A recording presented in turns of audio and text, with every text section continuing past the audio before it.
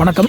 கொரைசா நோய் அப்படிங்கிறது பார்த்திங்கன்னா ஒரு பாக்டீரியாவால் ஏற்படக்கூடிய ஒரு தீவிரமான தொற்று நோய் தான் அந்த கோழிகளுக்கு. இது வந்து பார்த்திங்கன்னா ஹீமோபைலஸ் பேரக்லை அப்படிங்கிற பாக்டீரியாவால் பாதிப்படையுது. இது கோழிகளோட கல்லீரலை தான் பாதிக்குது.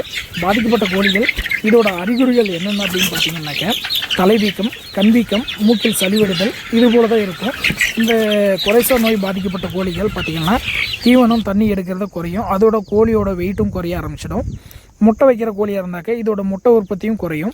கொரைசா நோய் தொற்றை தடுக்க பாதிக்கப்பட்ட கோழிகளை பார்த்திங்கன்னா தனிமைப்படுத்தலாம். தனிமைப்படுத்துறதுனால பார்த்திங்கன்னா என்ன அப்படின்னாக்க கோழிகளுக்கு மற்ற கோழிகளுக்கு தொற்று பரவாமல் தடுக்கலாம். கொரைசா நோய் பாதிக்கப்பட்ட கோழிகளுக்கு முதல் சிகிச்சையாக லிவர் டானிக் கொடுக்கலாம்.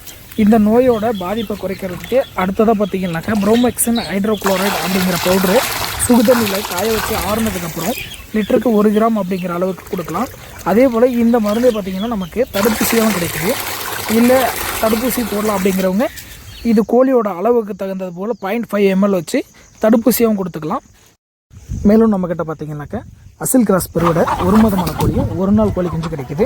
கடகநாத் கோழி, வான்கோழி, கினி கோழி, அதே போல் சோனாலி கோழி பார்த்திங்கன்னா முட்டையாக கேட்குறவங்களுக்கு 1 நாள்லேருந்து 1 மாதம் வரைக்கும் பெட்டை கோழியாகவும் கொடுத்துட்ருக்கோம்.